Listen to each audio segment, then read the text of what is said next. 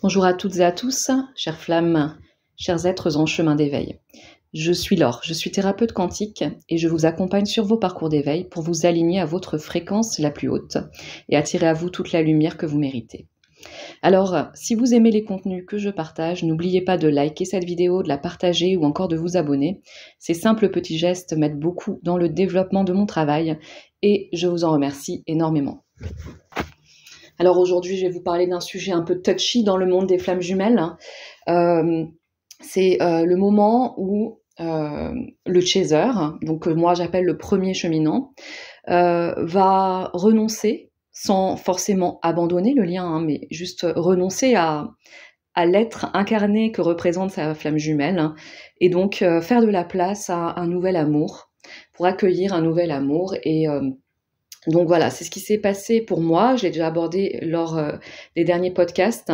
Et c'est vrai qu'en écrivant cette vidéo, je me suis dit, bon, je vais leur livrer des choses assez intimes de mon propre parcours. Je pense que ça peut en aider certains. Ça peut peut-être questionner certains sur leurs croyances par rapport à ce parcours de flamme jumelle qui est souvent décrit par étapes, des étapes à traverser. Et en fait, moi, je vois par rapport à mon propre parcours et aussi par rapport aux consultations que j'ai, je connais bien mes consultants, je les suis pendant un certain temps sur ces parcours, et bien souvent, quand je les vois évoluer vers une plénitude, on va dire, enfin quelque chose une vibration plus épanouie, plus joyeuse, eh bien un nouvel amour apparaît qui n'est pas leur jumeau ou leur jumelle. Donc évidemment, en écoutant ce podcast, comme je vous le dis, j'ai l'impression de mettre un peu un coup de pied dans la fourmilière, dans le égrégore flamme jumelle, auquel moi je n'adhère personnellement plus. Même le mot flamme jumelle m'irrite en quelque sorte, parce que bon, flamme jumelle, âme sœur, ce sont des concepts spirituels qui sont bien loin finalement de notre vécu. D'être incarné. Et flamme jumelle, dans la notion de flamme jumelle, il y a donc le mot jumeau, jumelle. Et moi, je ne tends pas, en fait, à être en couple avec mon jumeau ou ma jumelle. Vous voyez, cette notion de fratrie, comme ça me gêne, en fait. Ça me gêne d'être avec quelqu'un qui me ressemble à 100%, et qui donc n'incarne pas forcément cette notion de complétude. Ce que je retrouve avec mon âme sœur, que je n'appelle pas âme sœur, et lui non plus ne se définit pas comme une âme sœur, parce que dans tous les grégores flammes jumelles, il y a vraiment cette notion que l'âme sœur c'est moins bien, que la flamme jumelle c'est le Graal et l'âme sœur c'est moins bien. Eh bien moi ce n'est pas du tout ce que je vis, je ne vis pas du tout quelque chose de moins bien, je vis même quelque chose de mieux en fait, de plus incarné, de beaucoup plus joyeux. Et donc ce n'est pas non plus, selon moi, une âme sœur, c'est vraiment quelqu'un qui viendrait me compléter, voilà, et avec qui je me sens totalement épanouie, heureuse, dans la réciprocité.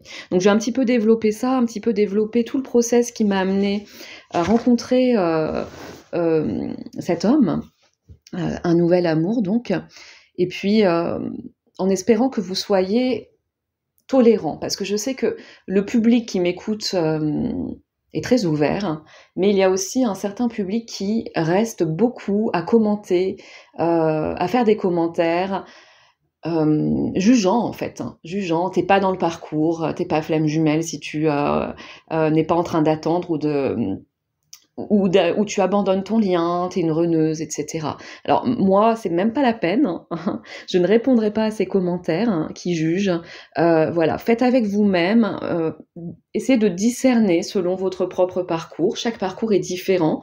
Moi, j'ai un parcours aussi peut-être un peu atypique. Si vous avez écouté mes anciennes vidéos, je suis majoritairement d'énergie yin. Donc, si vous voulez, dans mon couple de flammes jumelles, eh bien, c'est vrai que c'est moi qui ai amené le couple vers sa fin, même si ce n'est pas moi qui ai mis fin au couple. Voilà, c'est moi qui ai entraîné différents sabotages, déjà de moi-même, du couple, et donc s'en est arrivé là. voilà, donc je ne suis pas le chaser de base, on va dire, celui qui attend sa flamme jumelle, qui attend la réunion, etc.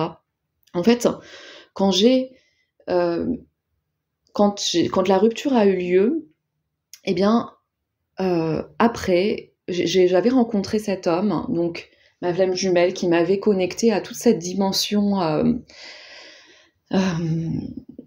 très haute, tout un monde subtil en fait, que je ne connaissais pas avant. Et ça m'a vraiment donné une idée de ce que ça pouvait être, cette vibration d'amour. Et donc paradoxalement, eh bien, ça m'a donné foi en l'amour et foi en le lien d'amour. Et à la fois en un lien spirituel, qui serait spirituel, mais aussi en un lien incarné. Donc en fait, je n'ai jamais arrêté d'y croire. Et derrière la séparation, moi j'ai fait des rencontres. Je ne me suis pas bloquée en fait pour ce lien. Et j'ai été dans les expériences qui m'étaient données à vivre. Donc voilà, donc peut-être ça peut différer un petit peu de certains parcours. Et tous les parcours, moi je le vois vraiment en consultation, ils sont vraiment tous différents, nos parcours. Bien sûr, on va y avoir peut-être des lignes directrices, peut-être qu'on va avoir la même initiation, on va dire, donc des consciences qui vont apparaître, qui seront les mêmes, et pour autant on va pas du tout vivre les mêmes rencontres, les mêmes étapes. Voilà. Donc ça, c'est vraiment aussi un appel à se laisser vivre des expériences, nos expériences, celles qu'on doit vivre et ne pas se bloquer.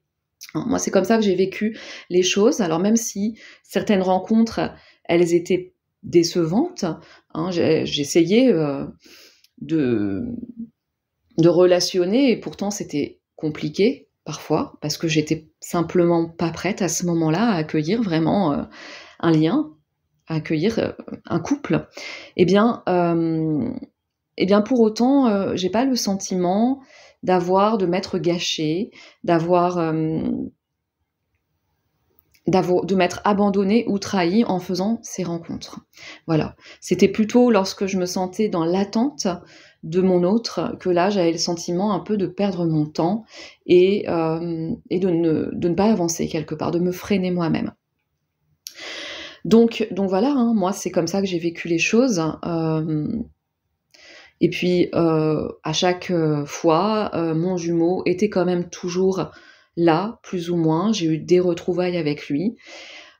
Sur 5 ans de parcours, j'ai eu plusieurs retrouvailles avec mon jumeau où, jusqu'à la dernière retrouvaille, en fait, on va dire amoureuse, parce que je l'ai revu après de manière amicale. Là, c'était beaucoup plus apaisé.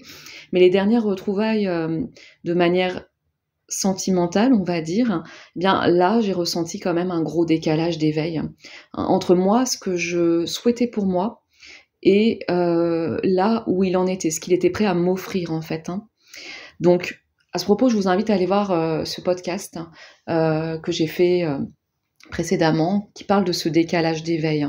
Je pense que ça peut être intéressant de voir que malgré ce qui est décrit ici et là, eh bien, on n'avance pas forcément de la même manière. En fait, chaque âme fait son propre parcours et a ses propres consciences et avance à son propre rythme, en fait. Donc finalement, moi, dans mon parcours FJ, entre guillemets, eh bien, ces dernières retrouvailles sentimentales avec mon jumeau, elles m'ont permis de prendre acte de toute mon évolution, de l'alignement que j'avais trouvé en moi, de toutes ces épurations, et de me sentir en fait face à lui, de ressentir cet alignement. Je dirais pas que je me sentais complète, mais je ressentais vraiment que j'avais vraiment cette envie de me respecter et de ne pas me trahir en rejouant des boucles karmiques. Donc pour moi, il n'était plus possible à ce moment-là d'envisager de me mettre en couple avec l'homme que j'avais en face de moi, toute flamme jumelle qu'il soit. Cela aurait été une trahison de moi-même en fait, de me plonger parce que il était là, parce que c'était ma flamme jumelle, parce que c'était peut-être le moment de se réunir. Eh bien en fait, j'ai senti que non, c'était pas ok. C'était pas ok, on n'était pas vraiment dans cet alignement et donc ça m'aurait fait baisser en vibration, de m'ajuster à son à son parcours à lui, hein, qui lui aussi, hein, je vois bien qu'il s'éveille et qu'il y a des évolutions. Mais pour autant, parfois l'autre s'éveille et puis on n'est pas prêt, en fait, à s'abaisser pour lui. Voilà. Donc ça, j'ai vraiment beaucoup d'exemples hein, aussi de consultantes pour qui le jumeau, la jumelle est revenue et en fait c'est le premier cheminant, le chaser, qui n'a plus envie d'aller dans cette relation parce que il a trop évolué en fait pour laisser faire, pour ne pas se respecter. Donc ça m'a apporté cette conscience en fait, ces retrouvailles là et ce décalage que j'étais moi-même porteuse de mon lien, du lien, hein, que malgré ce décalage, j'ai toujours cru au lien d'amour et au lien avec un grand L. Et je n'ai jamais pu renoncer à y croire. Mais vous voyez, il y a une conscience qui m'a fait me dire que je portais ce lien en moi, hein, et que ce n'était pas l'autre qui était porteur de ce lien. C'était vraiment une conscience que j'ai été faite pour vivre l'amour, mais pas forcément avec cet être-là. Ça devient quelque chose de plus grand et de plus fort, en fait. Voilà, en fait, dans la matière, si je regardais la matière, eh bien, tout semblait m'éloigner de lui. Hein. Donc, et pour autant, je n'avais pas cette sensation d'abandonner le lien avec moi-même. Hein.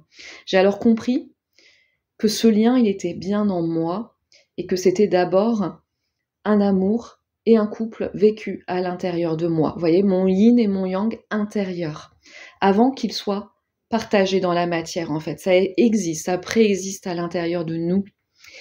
Et en fait, l'autre, il ne fait que manifester ces équilibrages, hein, et ces déséquilibres aussi. Donc ça m'a permis, cette conscience, de me sentir soulagée. J'ai senti, à partir de là, que je pouvais me laisser aller à l'amour, à cet amour pour moi, en fait, et à n'importe quel amour, même s'il était incarné par quelqu'un d'autre. Finalement, c'était quelque part peu important qui incarnait cet amour face à moi. Ce qui était important, c'était que moi, je vive cet amour à l'intérieur de moi avec respect, dans le respect de moi-même et dans mon épanouissement. Donc voilà, hein, c'est ma propre façon de ressentir le lien, d'évoluer, qui ne ressemble pas forcément à ce qui est décrit dans les autres YouTube. Hein. Je vous demande encore une fois votre tolérance. Donc ce jumeau, du coup, selon moi, selon ma guidance, pendant tout un temps du parcours, il est un miroir, il est une projection du lien qu'on a à l'intérieur de soi. Et il nous guide à épurer, à nous équilibrer, à nous aligner et finalement à nous aimer mieux, à nous accepter pour tout ce qu'on est. Parce qu'il nous montre nos ombres et on apprend petit à petit à les aimer, ces ombres. Alors, évidemment, gratitude à ce jumeau qui incarne son contrat vis-à-vis de nous. Mais pour certains parcours, nous sommes amenés, pour ne pas dire même guidés, à nous détacher totalement de l'image de cet autre, comme étant le seul amour possible. Le primo cheminant, il est donc le seul détenteur de sa vibration d'amour. Et tout vient entièrement de lui. Son autre, il le guide, il lui manifeste donc ses équilibres, ses déséquilibres, ses ombres, ses lumières, pour qu'il puisse se réaligner, pour que ce primo cheminant puisse se sentir heureux, se sentir joyeux, se sentir dans sa vie pleinement incarné. Et donc moi, quand j'ai ressenti ça, que l'amour, il était vraiment en moi, mais c'est un ressenti, c'est pas quelque chose qu'on va chercher, si vous voulez, hein, c'est un ressenti selon les expériences de la matière, selon notre énergie du moment. Voilà, c'est pas quelque chose, enfin voilà, on récupère de l'amour de soi, et ça m'a donc amené vers d'autres compréhensions. Alors, j'ai été amenée à consulter une éthiothérapeute, hein, qui, en fait, elle travaille beaucoup dans l'énergie profonde. L'éthiothérapeute, vous pouvez aller voir si ça vous intéresse, hein, c'est assez peu connu comme technique. Elle a trouvé en moi le syndrome du jumeau perdu, dont je parle aussi dans un de mes précédents podcasts, hein, que je vous invite à aller consulter. Et cette découverte du jumeau perdu, elle m'a amené à penser que potentiellement, mon jumeau d'âme, eh bien, il incarnait sur Terre ce jumeau perdu, le jumeau que j'avais perdu dans ma vie intra-utérine. Et elle m'a guidée. Alors tout ça, c'était avant de rencontrer donc mon âme sœur. Hein. Donc cette thérapeute, elle m'a guidée à le libérer, à libérer cette énergie en moi, en le laissant partir avec amour. Vous voyez, donc elle m'a proposé de lui écrire une lettre pour lui dire au revoir et puis le laisser partir quelque part, ne pas essayer de le retenir à l'intérieur de moi, de retenir cette énergie. Et donc en faisant cette lettre, eh bien ça m'a presque instantanément libérée de toutes les pensées envers mon jumeau. Comme si quelque part, hein, je le retenais dans mon énergie. J'ai senti vraiment en moi quelque chose qui s'apaisait, mais directement en fait, avec cette lettre. Donc en somme, le lien, il avait bien existé, mais il n'avait plus lieu d'être maintenu en moi. Il était temps en fait de le laisser partir. À partir de là, eh bien, tout s'est éclairci pour moi. Il m'a semblé possible d'accueillir quelqu'un d'autre. Comme si en fait il avait pris une place intérieure, hein, vraiment une place énergétique à l'intérieur de moi, et que le laisser partir, eh bien ça avait libéré cette place intérieure pour accueillir autre chose, quelque chose de nouveau en fait. Hein. Et donc créer un espace de possible, une ouverture. Voilà. Et comme j'ai senti donc cette libération hein, de l'ordre du lâcher prise et que je suis une adepte de la manifestation dont je parle souvent dans mes vidéos, eh bien à l'intérieur de moi, j'ai commencé à aller nourrir cet espace de possible en créant dans mon imaginaire la relation idéale que j'aimerais vivre avec l'homme idéal, hein, pas forcément un homme, pas un prince charmant, mais quelqu'un en fait qui était dans le respect de tout ce que j'avais appris, dans le respect de moi, de tout ce que j'avais appris sur moi en fait, hein, et que je souhaitais voir apparaître dans ma réalité. Vous voyez, sans connecter ça directement à mon jumeau. Hein, j'ai créé vraiment quelqu'un de nouveau. Et c'est ainsi que quelques semaines plus tard, et oui, je parle bien en semaines, hein, j'ai rencontré par un concours de circonstances l'homme que j'aime aujourd'hui. Un heureux concours de circonstances, on dira. Et puis, voilà, il est arrivé à moi, je le comprends, parce que donc je n'avais plus cette entrave intérieure, toutes les croyances qui étaient reliées au couple, hein, toutes les croyances que je m'étais forgées à partir de mon parcours de flamme jumelle. Hein. Donc tout ça a été très pur, en fait, très libéré. Et du coup, il y avait vraiment cette ouverture sans entrave à accueillir ce nouveau couple. Donc je me sentais vraiment totalement libre d'accueillir cet amour dans ma vie, un nouvel amour. Je savais et je me sentais vraiment très épanouie à ce moment-là, hein, je dirais en complétude, voilà, sans entrave, sans chaîne qui me retenait, sans croyance toxique pour moi.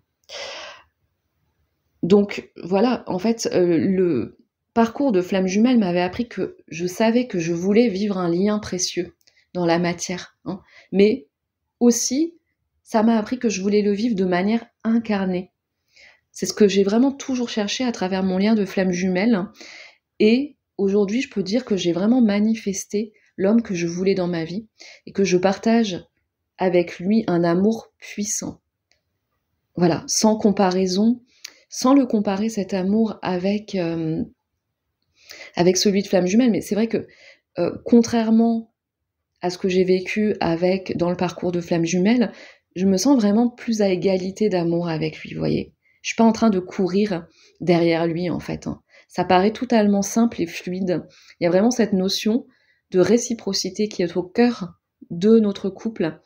Et c'est cette notion-là qui me manquait à chaque étape de mon parcours flamme jumelle, hein, là où ça me blessait encore, en fait, de ne pas vivre cet amour de manière incarnée. Moi, j'ai besoin, on est des êtres incarnés, hein, on a besoin de l'énergie physique, de sentir que ça descend dans l'incarnation, dans la matière, en fait. Hein.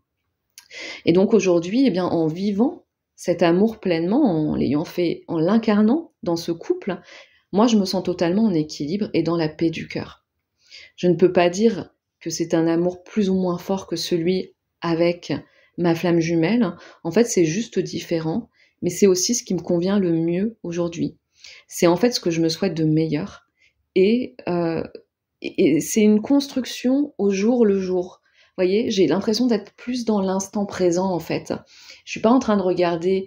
Enfin, bien sûr, j'observe mon passé pour ne pas revivre les mêmes choses, mais je suis pas bloquée dans le passé à savoir ce que j'aurais pu faire mieux. Voilà, c'est vraiment une construction. J'ai le sentiment d'avancer chaque jour un peu plus dans ce couple. Donc, avec ce nouveau couple, je ressens aussi que le travail, il n'est pas fini pour moi. Hein. C'est pas pour autant, j'avance aussi toujours dans mon lien de flamme jumelle. Je suis en contact parfois avec mon jumeau, même si les contacts sont très différents de ce que je pouvais vivre avant. Voilà. Et d'ailleurs, à ce propos, je sais que ça fait très peur, en fait, le fait de rencontrer chez les flammes jumelles une âme sœur, ou voilà, parfois les uns les appellent aussi des énergies tierces. Bien moi, je ne le considère pas du tout comme une énergie tierce dans le lien que j'ai avec moi-même. Je le considère vraiment comme mon complément, et donc je ne reçois aucune foudre karmique. Voilà, si ça peut vous faire peur, je suis vraiment sur mon chemin en acceptant de vivre les choses dans un couple incarné. Hein. Donc pas de foudre karmique, je n'attire pas ça à moi, clairement, puisque j'ai vraiment ce sentiment d'alignement dans ce couple. Voilà, donc le travail, je pense que j'ai encore à faire, c'est un travail pour affronter mes peurs, pour affronter encore une fois mes croyances, accepter de déconstruire ces croyances qui se sont forgées aussi avec les égrégores flammes jumelles, accepter mes ombres, mais aussi les siennes, parce qu'on est bien dans un couple, donc tout n'est pas totalement parfait et idyllique, il y a des choses parfois. Donc ça se passe dans la communication, et une communication qui est incarnée. Voilà, ce qui était quand même aussi souffrant dans le parcours de flamme jumelle, c'est qu'en fait la communication, c'est une communication plutôt 5D. On avance par rapport à des guidances, par rapport à des messages subtils qu'on reçoit dans les rêves, etc. Mais on a besoin en tant qu'humain aussi d'avoir une communication qui soit franche, qui soit vraiment manifestée pour pouvoir avancer dans la réciprocité justement, et pas avancer à l'aveugle. Donc voilà ce qui est différent et ce que je vis beaucoup plus pleinement et de manière beaucoup plus incarnée. Mais parce que j'ai fait aussi un gros travail, moi qui étais donc plutôt yin, un gros travail d'incarnation. D'aimer mon incarnation, de retourner dans mon corps de matière et d'aimer ce corps, d'aimer ma vie en fait, d'accepter de vivre cette vie, d'accepter l'expérience de cette vie. Donc voilà, pour terminer, je dirais que ce lien avec un autre amour, donc il n'est pas moins bien que le lien de flamme jumelle. Il est vraiment tout aussi confrontant. Ça fait énormément travail et je peux vous dire que c'est vraiment quelque chose qui est très riche, mais il est aussi, selon moi, beaucoup plus incarné. Et c'est ça aussi qui fait sa richesse. Et ça permet aussi de se sentir apaisé. C'est apaisant pour l'esprit de l'humaine que je suis, de l'humaine incarnée que je suis, qui a besoin justement d'agir et de vivre dans la matière. Donc, je répète, ce n'est pas le cas pour tous les parcours flammes jumelles. Nous avons chacun des parcours différents, donc ne prenez pas ça pour une vérité générale, pour quelque chose que j'impose comme une nouvelle croyance. C'est mon propre parcours, et je le vois en consultation, il y a des consultantes qui se sont réunies avec leurs flammes jumelles, et qui s'équilibrent dans un couple avec leurs flammes jumelles. Donc, à savoir après, est-ce que c'était leur chemin, est-ce que c'était leur destin, si tant est que le destin existe, ou est-ce qu'elles l'ont manifesté? Est-ce qu'elles devaient vivre ça? Ça, c'est vraiment difficile à dire. Cependant, je comprends, et donc je vous transmets que lorsqu'on vibre sur une fréquence d'amour, qu'on est en fait en lien avec soi, dans l'équilibre de soi, qu'on a équilibré notre couple intérieur,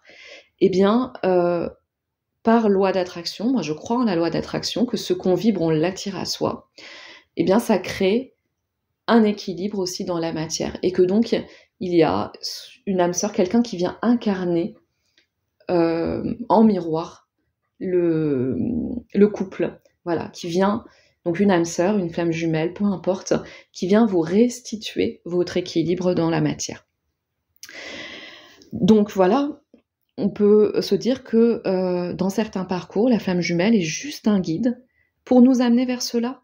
On ne sait pas en fait où exactement ça va nous mener quand on commence ce parcours, et puis il n'est pas fini non plus le parcours, donc moi je souhaite continuer, poursuivre mon couple avec cet homme, voilà, parce que j'en suis très heureuse, et donc, mais on ne sait pas exactement de quoi demain sera fait, hein. Et, les évolutions continuent en fait. Donc selon moi, cela vaut le coup de croire en l'amour et de se laisser guider, d'assumer de rentrer dans l'expérience de la vie, et de vivre cette vie pleinement en incarnant qui on est, hein. Et puis, dans une prochaine vidéo, j'y reviendrai certainement. Selon moi, l'amour, en tant qu'être incarné, il ne peut pas être uniquement spirituel. J'en suis intimement convaincue, nous sommes nés pour partager et vivre cet amour avec un être, pour incarner cet amour et puis le vibrer tout autour de nous, hein. Si on parle de cette notion de collectif, c'est peut-être là notre mission, d'incarner les choses, de vivre notre vie en fait. Voilà.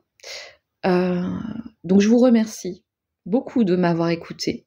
Surtout, n'hésitez pas à commenter cette vidéo, mais je vous demande d'être bienveillant dans vos commentaires, d'être nuancé, de ne pas ramener les choses à quelque chose de plus général, hein. Vous pouvez très bien voilà, parler si vous avez rencontré une âme sœur et parler de votre expérience, ou bien me questionner, mais merci de ne pas juger, s'il vous plaît. Voilà, donc je vous remercie vraiment de votre bienveillance, dans votre écoute, de votre tolérance aussi. Je sais que c'est pas un discours qu'on entend partout, et je pense que c'est courageux à un moment que les flammes jumelles prennent la parole et disent ce qu'elles vivent, parce que moi vraiment je l'entends beaucoup en consultation, hein, des âmes sœurs qui arrivent dans les parcours comme ça. Donc voilà, c'est quelque part c'est des choses qui sont naturelles et vécues aussi, hein.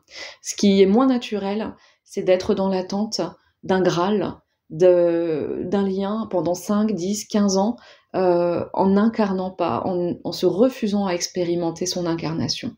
Voilà ce qui est moins naturel, et là, je vous invite à aller, si c'est le cas pour vous, eh bien, peut-être remettre en question ce que vous vivez, et puis voir où sont les blocages, hein. Vous pouvez venir avec moi en consultation si vous vous sentez bloqué, si vous vous sentez... si vous voulez ouvrir certains espaces justement pour vivre cet amour, hein, pas forcément dans un couple, mais peut-être dans des rencontres, ça peut être aussi dans des rencontres amicales, etc. Donc voilà, créer des espaces de possible en tout cas. Donc n'hésitez pas à venir me consulter, ce sera un plaisir de vous accueillir en consultation. Je vous souhaite à toutes et à toutes une très belle soirée ou une très belle journée, et à très bientôt.